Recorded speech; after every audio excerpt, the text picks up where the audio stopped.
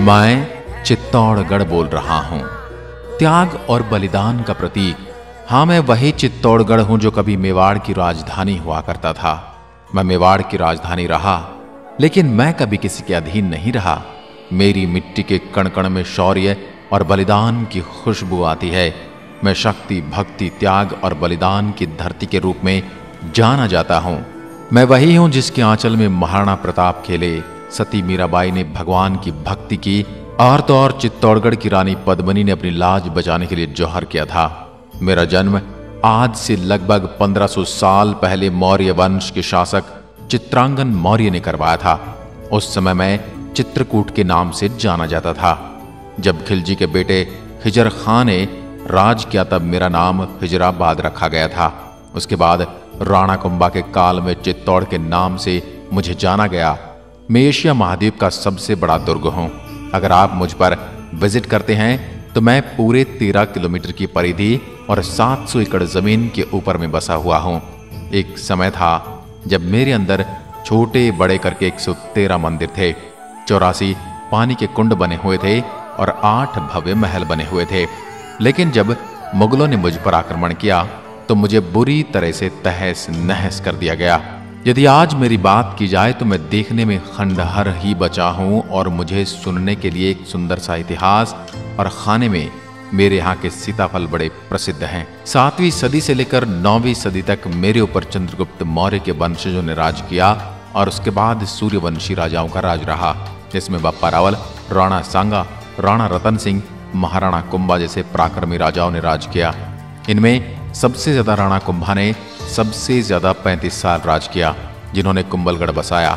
9वीं शताब्दी से लेकर 16वीं शताब्दी तक मेरे ऊपर मुगलों ने 27 बार आक्रमण किए, जिसमें से 24 आक्रमण राजपूत सेना ने जीते और 3 हमले में मुगल विजयी रहे और उन्हें 3 मुकाबलों में से 2 मुकाबलों में यहीं की मेवाड़ राजवंश की आभा मेवाड़ की महारानियों ने जौहर किया। आप कभी मुझे निहारने आएंगे तो मेरे किले पर जाने के लिए 7 दरवाजे बने हुए हैं, जिनके नाम है पाडल पोल, दूसरा है भैरव पोल, तीसरा हनुमान पोल, गणेश पोल, लक्ष्मण पोल, जोड़न पोल, श्री राम पोल, पारस्परिक कलाकृति। ये 7 दरवाजे हैं। इनका निर्माण राणा कुंभा ने करवाया था। जो मुख्य दरवाजा है वह युद्ध के मैदान की तरफ है, जिसको सूरज पोल के नाम से जाना जाता है। जैसे ही आप किले की चढ़ाई पूरी करते हैं तो आपको सामने की तरफ कुंभा महल दिखाई देगा। ये वही महल है जिसमें महाराणा प्रताप के पिता उदय सिंह का जन्म हुआ था और वहीं मां पन्नाधाय ने उदय सिंह की रक्षा के लिए अपने बेटे चंदन सिंह का बलिदान भी दिया था और अपने बेटे की मौत के वियोग को अपने सीने में दबाकर उदय सिंह को लेकर कुंभलगढ़ पहुंच गई थी। इस महल में एंटर होते ही अस्तबल दिखाई देता है, जहां राणा कुंभा के 7 घोड़े बंधा करते थे और सामने ही झरोखे बने हुए हैं, जहां से राणा भगवान सूर्य के दर्शन करने के बाद ही अन्न जल ग्रहण करते थे। और जिस दिन मौसम खराब होने की वजह से सूरज नहीं निकलता था तो उसके लिए 50 किलो सोने का सूरज बनाया गया था, जिसकी पूजा करके ही अन्न का दाना ग्रहण करते थे। इस महल में 2 भाग बने हुए हैं, जिनको जनाना और मर्दाना के नाम से जाना जाता है। इसमें जनाना में रानियां रहती थी और मर्दाना में पुरुष रहा करते थे। इसी महल में एक सुरंग बनी हुई है जो सीधा गोमुख कुंड में जाकर खुलती है, जहां से रानियां जाकर नहा कर आती थी। कुंभा महल से आगे जौहर स्थल के रूप में एक स्थान दिखाई देता है।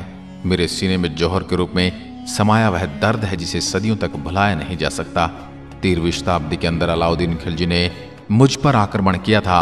आपको पता है कि वह किले की चढ़ाई करके युद्ध नहीं जीत सकता था, तो उसने किले के चारों तरफ 6 महीने तक घेरा डाल रखा था। बाहर से आने वाले राशन को उसने बंद कर दिया था। परिणाम स्वरूप मेरे अंदर रहने वाली जनता भूख प्यास से मरने लगी। जब यह खबर राणा रतन सिंह को लगी तो उन्होंने खिलजी से संधि करनी चाहिए, लेकिन खिलजी धोखे से उनको बंदी बना लेता है, जिसके बाद में गोरा बादल उन्हें छुड़ा लेते हैं। लेकिन राजपूत सेना ये युद्ध हार जाती है और उस समय मेवाड़ की महारानी पद्मिनी अपनी 16,000 सखियों, सहेलियों और दासियों के साथ में खुद को अग्नि कुंड के हवाले कर देती है और मेरी मिट्टी में समा जाती है। और उसके बाद में दूसरा जौहर हुआ 1534 के अंदर, जब बहादुर शाह ने आक्रमण किया। उस समय रानी कर्णावती ने 13,000 औरतों के साथ जौहर किया था। पहले एक कुंड की तरह था, लेकिन आज वहां मिट्टी डालकर गार्डन का रूप दे दिया गया है। सिर्फ एक हवन कुंड रखा है, जहां एक निश्चित दिन मेवाड़ के वर्तमान राजा आकर हवन करके जिन्होंने जौहर किया था उनकी आत्मा की शांति की प्रार्थना करते हैं।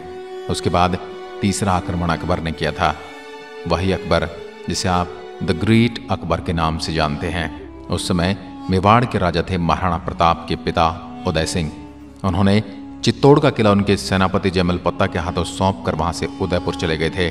उसी समय उन्होंने उदयपुर नगर बसाया था और जयमल पत्ता ने अकबर से लड़ाई करी और इसमें 8000 महिलाओं ने जौहर किया था। और इस युद्ध के बाद अकबर ने मेरी धरती पर जो रक्तपात मचाया था उसने आम जन को मार मार कर इस मिट्टी का रंग लाल कर दिया था। मैं इस दुर्दांत और इस आताताई राजा को कभी भूल नहीं सकता। जौहरकुंड के पास ही आपको विजय स्तंभ भी दिखेगा, जिसका निर्माण महाराणा कुंभा ने करवाया था। महाराणा कुंभा ने गुजरात और मालवा दोनों राज्यों को जीत लिया था। इसी की खुशी में उन्होंने विजय स्तंभ का निर्माण करवाया था। इसको बनने में पूरे 10 साल का समय लगा। उस समय इसको बनाने में 90 लाख का खर्च आया था। 122 फुट इसकी ऊंचाई है। इसके अंदर कुल 157 सीढ़ियां बनी हुई हैं और यह 9 मंजिला है और इसका आकार भोलेनाथ के डमरू के समान है। नीचे से 3 मंजिल चौड़ा है, बीच में 5 मंजिल संकरा है और ऊपर से 2 मंजिल फिर से चौड़ा है। मेरे राजस्थान पुलिस के बाएं हाथ पर इसी का सिंबल बना होता है।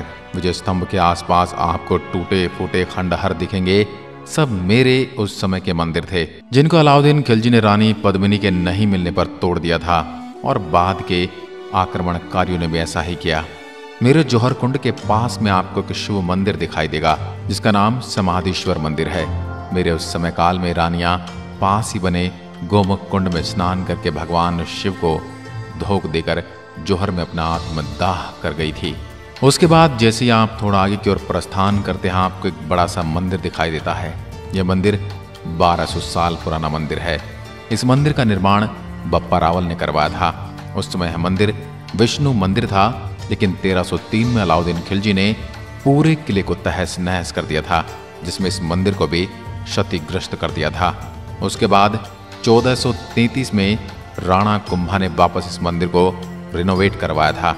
अब इसमें राधा कृष्ण और बलराम तीनों की मूर्तियां हैं। मंदिर के बाहर एक छतरी बनी है, जिसमें काले पत्थर में आज भी विष्णु जी के वाहन गरुड़ भगवान की मूर्ति बनी है। पास ही आपको मीराबाई का मंदिर दिखेगा, जो कृष्ण की भक्ति का अद्वितीय उदाहरण है। यह मंदिर लगभग 500 साल पुराना है। चित्तौड़गढ़ मीराबाई का ससुराल है। यहाँ इसके राणा सांगा के बड़े बेटे राजा भोज के साथ मीराबाई का विवाह हुआ था, लेकिन राजा भोज की मृत्यु के बाद उनके देवर विक्रमादित्य ने उनके ऊपर बड़े अत्याचार किए, जिसके चलते मीराबाई महल छोड़कर चली गई। जब वह द्वारिकाधीश गए थे, उनको वहां जाते हुए तो सबने देखा, लेकिन आते किसी ने नहीं देखा। ऐसा माना जाता है कि मीराबाई वहीं भगवान कृष्ण की मूर्ति में समा गई। जो आज मंदिर के अंदर भगवान कृष्ण और मीराबाई की मूर्ति देखते हैं, तो वह मूर्ति 2002 में बिरला सीमेंट की मालकिन ने नया मार्बल का मूर्ति लगवाया है। जो ओरिजिनल मूर्ति है वह द्वारिकाधीश में लेकर चले गए। मुझ में थोड़ा आगे चलने पर कालिका माता शक्तिपीठ मिलता है। कालिका माता मंदिर का निर्माण 18वीं सदी में सिसोदिया राजवंश के राजा बप्पा रावल द्वारा संपन्न हुआ था। हालांकि 14वीं शताब्दी में महाराणा हमीर सिंह ने मंदिर में कलिका माता की मूर्ति को स्थापित किया। तब से यह कलिका माता के मंदिर के नाम से प्रसिद्ध हो गया। देवी कलिका वीरता एवं शक्ति का प्रतीक है। वह मेरी चित्तौड़ की रक्षक है। थोड़ा आगे चलने पर पानी के बीच में आपको एक महल दिखाई देता है, जिसे पद्मिनी महल कहते हैं और जिसको समर पैलेस के नाम से भी जाना जाता है।